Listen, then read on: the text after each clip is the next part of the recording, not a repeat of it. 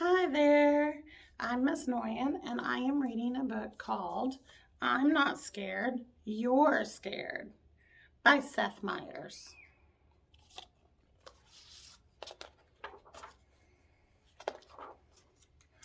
There once was a bear who was easily scared. Each night before going to sleep, he would tie a bell to his door that would make a noise if anyone tried to sneak in, because even a bear who is easily scared is a very heavy sleeper.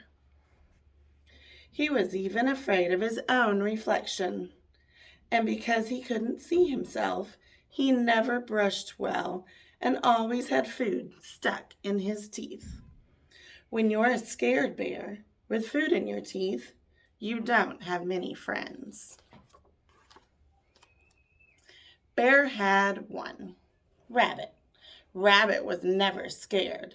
She read scary stories. She slept with her door wide open. And she brushed her teeth while hanging from a tree branch by her ears. This gave her very strong ears. One day, Rabbit made an announcement.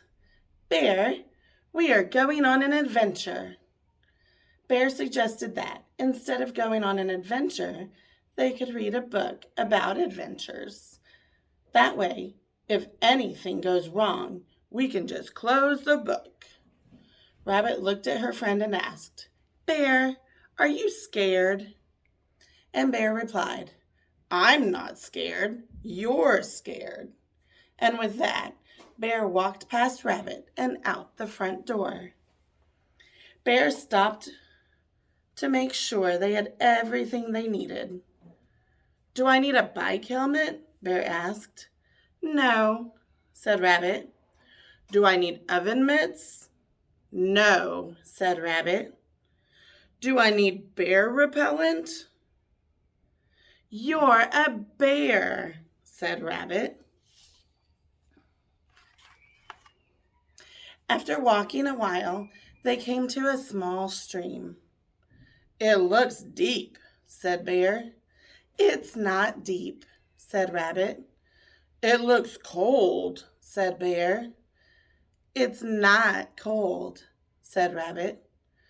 It looks like it's filled with fish who have very sharp teeth, the kind of fish who would like nothing more than to nibble at the ankles of a delicious bear.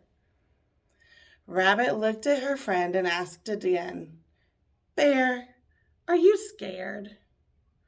I'm not scared. You're scared. And with that, Bear walked along the stream until it had narrowed enough that he could step over it. There he found Rabbit, who had fallen asleep, waiting for him. After a bit longer, they came to the edge of the woods. It looks dark, said Bear. It's not dark, said Rabbit. It looks spooky, said Bear. It's not spooky, said Rabbit. It looks like it's full of trees that are going to fall down and bonk us on the head, said Bear. Rabbit looked at her friend and said, Bear, are you scared? And Bear replied, I'm not scared. You're scared. I wonder if Bear is scared. And with that, Bear, realizing he would do anything to avoid the dark and spooky woods, walked to the road where he waited for the bus. The bus picked him up and drove him all the way around the forest. When he got to the other side, he woke up Rabbit, who, once again, had fallen asleep waiting for him. They walked some more and then until they came to a mountain. It looks high, said Bear. It's not high, said Rabbit. It looks slippery, said Bear. It's not slippery, said Rabbit. It looks like one of the rocks will fall and roll and land on my paw, said Bear. Rabbit looked at her friend and just had to ask, "Bear, are you scared?" And Bear replied, "I'm not scared. Are you scared?" And with that, Bear, realizing he would do anything to avoid the high and slippery mountain, walked to the nearest train station. The train took him halfway around the mountain to an airfield. At the airfield, Bear bought a ticket on a helicopter that flew him to the top of the mountain and dropped him off next to Rabbit, who, no surprise here, had fallen asleep. "Rabbit," said Bear, walking up to her, "should we go home?" "I am not going home," said Rabbit, and she bounced off with Bear following behind her.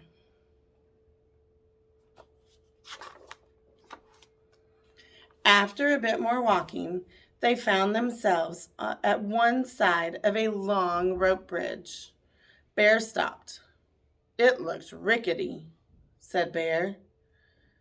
"It might be a little rickety," said Rabbit.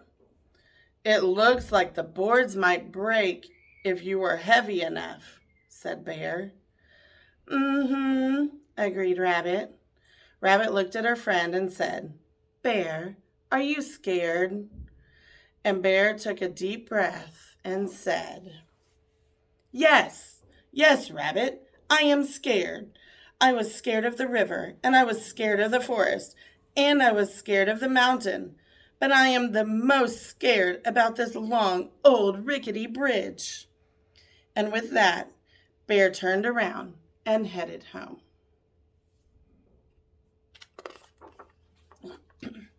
He marched back to the helicopter that flew him back to the airfield. Then he took the train back to the forest, when he got on a bus that took him to the river, so he could cross where it was narrow, and then trudge all the way back to his house, where he crawled into bed.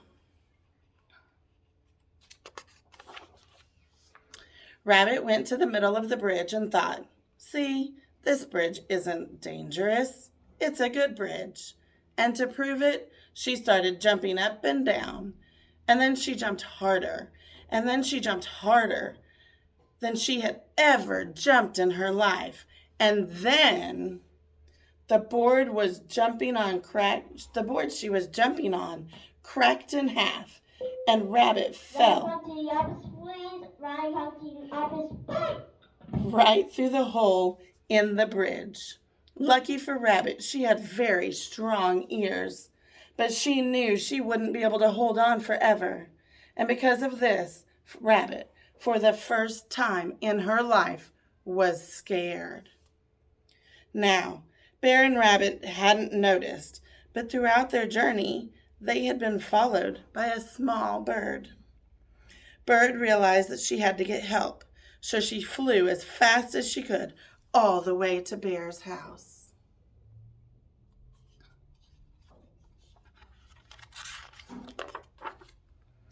Bird flew in Bear's window and started chirping as loud as she could. But Bear didn't wake up, because even bears who are easily scared are very heavy sleepers. Bird was about to give up when she saw the bell on the doorknob. Bird put her head inside it and shook as hard as she could. Bear jumped out of bed to hear Bird yell, "Rabbit has fallen through the bridge and needs your help." And in that moment, Bear felt something he had never felt before: courage. He was so worried about his friend that instead of staying home where it was safe, he ran out the door faster than any bear had ever run before.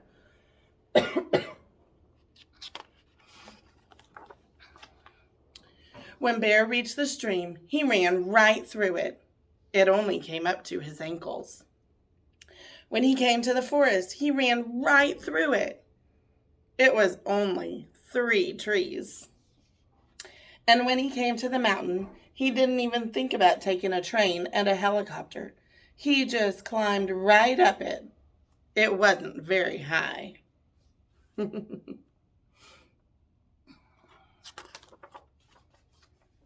Meanwhile, Rabbit was now hanging on with only one ear.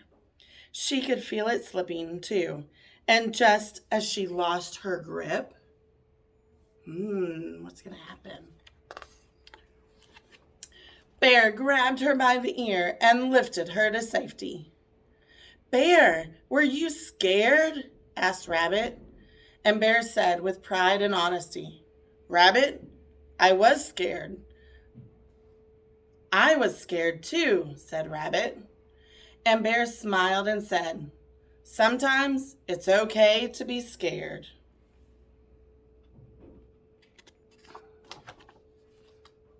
That night, when Bear brushed his teeth, he didn't hide from his reflection. He looked right at it. And do you know what? A very brave bear. What he saw? A very brave bear with no food in his teeth. The end. I hope you enjoyed my story today. Again, this was called I'm Not Scared, You're Scared. Have a great day.